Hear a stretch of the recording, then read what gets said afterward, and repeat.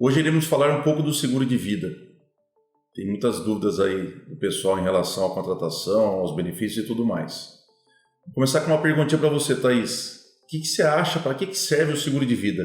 Primeiramente, o seguro de vida, ele entra na parte de proteção patrimonial, tá? Muita gente pensa que o seguro de vida, ele cobre apenas a morte, né? Existe até um certo tabu em relação ao seguro de vida. Hoje tem melhorado bastante, mas ainda falta muito conhecimento em relação ao seguro de vida.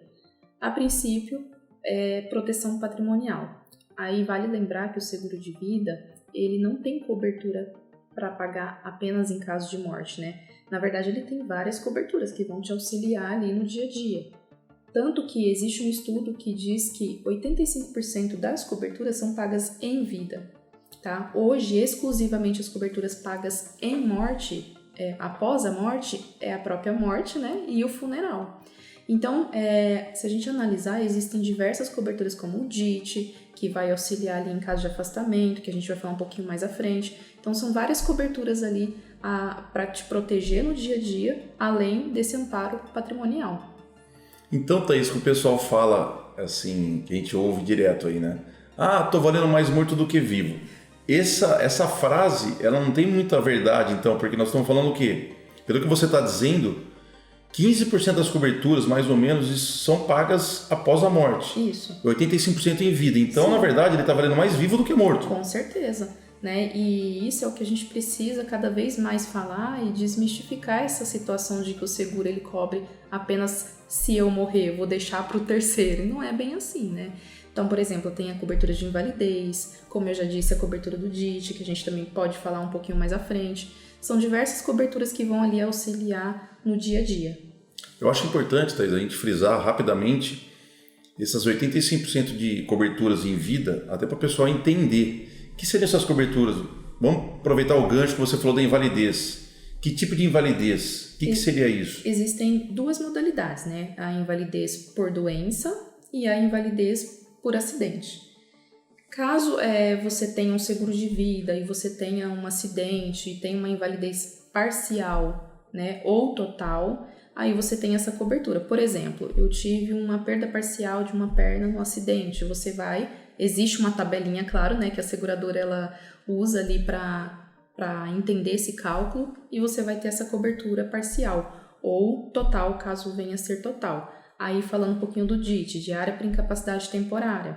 É uma cobertura que em caso de afastamento do profissional liberal, ele tem as diárias contratadas pagas pela seguradora, tá? Existe um período de carência, como todo contrato, mas é um período curto, então se ele ficar 30, 60 dias afastado, ele vai ter essas diárias pagas. Até aproveitando esse gancho que você falou do DIT, que é a diária de capacidade temporária, até qual período é pago isso daí e para quem que serve esse produto?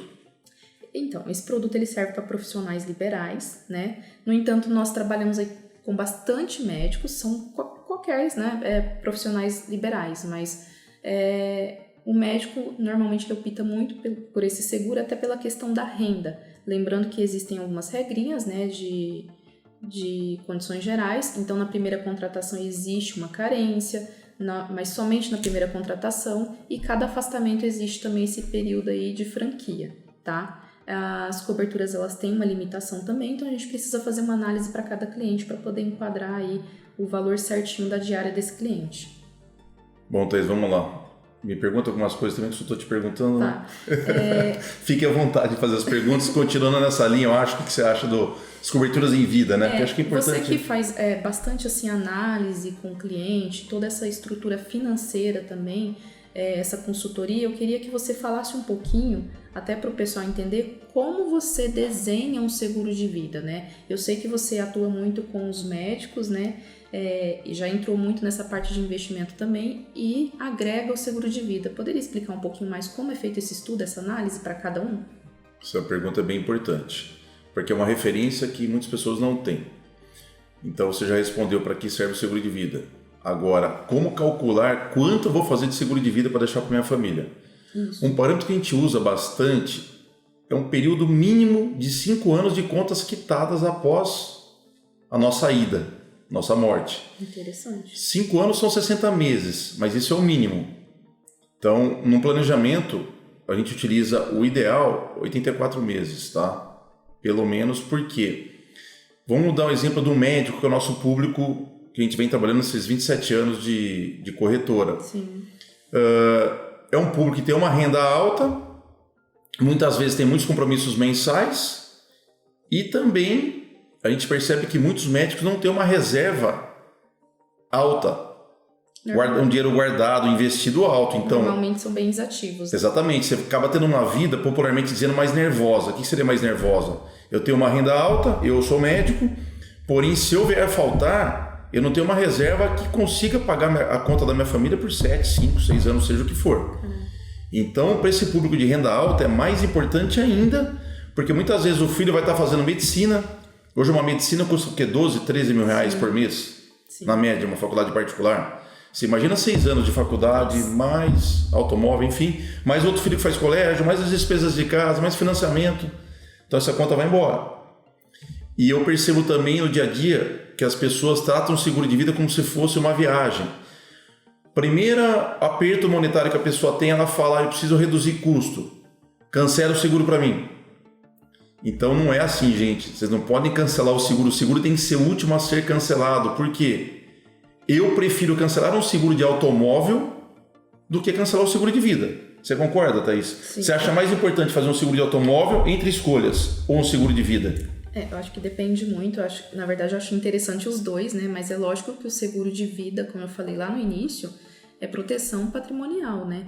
Então, ele deveria, não é o cenário hoje, mas esse é o objetivo da gente trazer aqui, conscientizar, né? Para que isso possa ser esclarecido na cabeça das pessoas. O ideal seria, sim, um seguro de vida, a princípio, né?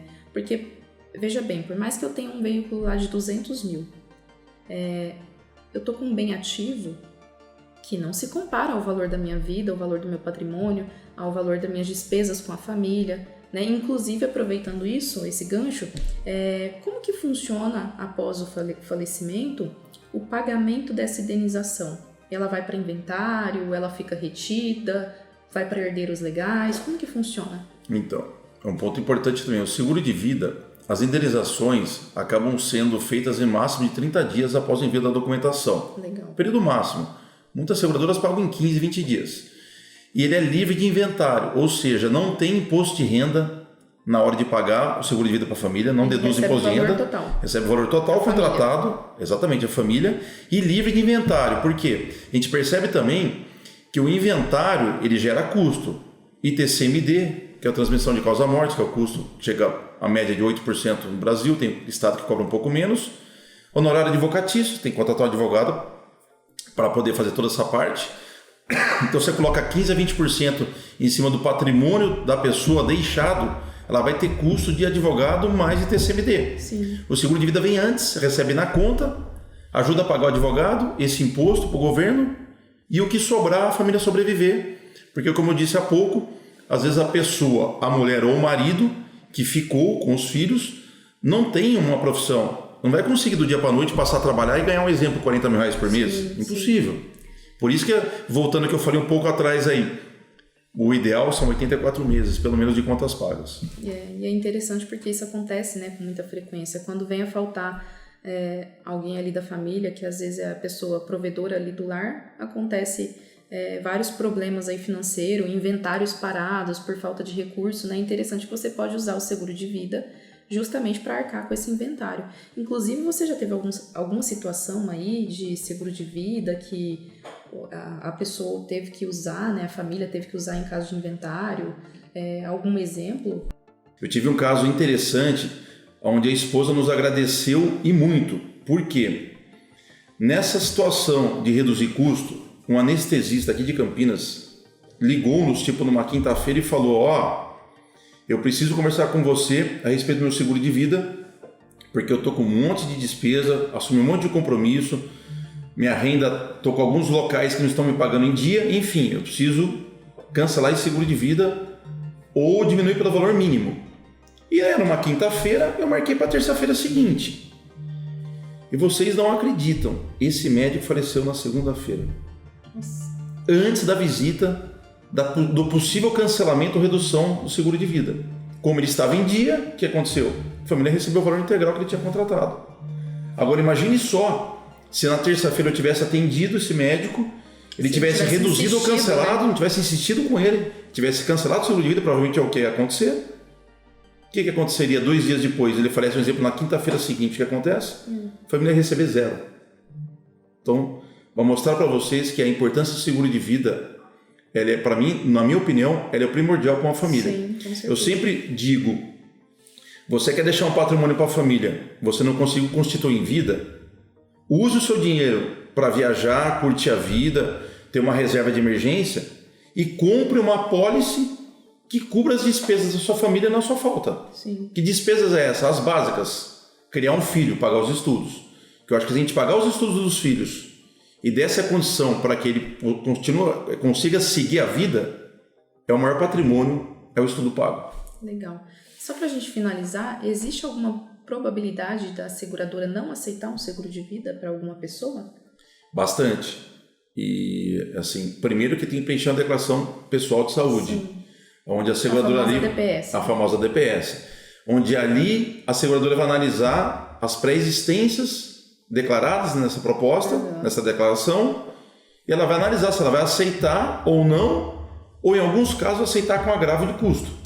Entendi. E também, Thaís, aproveitando esse gancho, eu percebo que passado anos, as pessoas acabam não usando o seguro de vida, ainda bem, elas acabam falando assim, mas eu vou cancelar o seguro de vida agora e daqui a 1 ano eu volto a contratar. Então, pelo motivo da declaração de saúde, que tem que ser preenchida a cada contratação ou aumento de cobertura, isso muitas vezes acaba dando uma situação que a pessoa vai ficar sem apólice. Por quê? Um exemplo, a pessoa cancela a apólice hoje, tem o seguro conosco há 10 anos, tem um exemplo, uma diabetes, que ela adquiriu depois de fazer o seguro, ela cancela, fica 1 ano sem seguro e volta a fazer novamente. Nesse momento que ela volta a contratar o seguro novamente, ela vai ter que declarar a diabetes dela. Sim. E neste momento, nesse seguro que ela está refazendo, a diabetes é uma nova proposta, uma nova declaração, ela é pré-existente, provavelmente não vai ser aceita. Olha que interessante, né? Por isso também a questão de muitas pessoas, eu já estou com 50 anos, agora eu não consigo fazer o seguro de vida. É importante ter isso em mente, né? Manter a renovação ali sempre atualizada. Olha que dica bacana, né? Legal. É isso daí, não tem idade para contratar seguro de vida. Eu sempre, resumindo, pense em proteção da família. E eu falo, muitas vezes, use o dinheiro que você ganha para curtir a vida e compre uma apólice para proteger a sua família.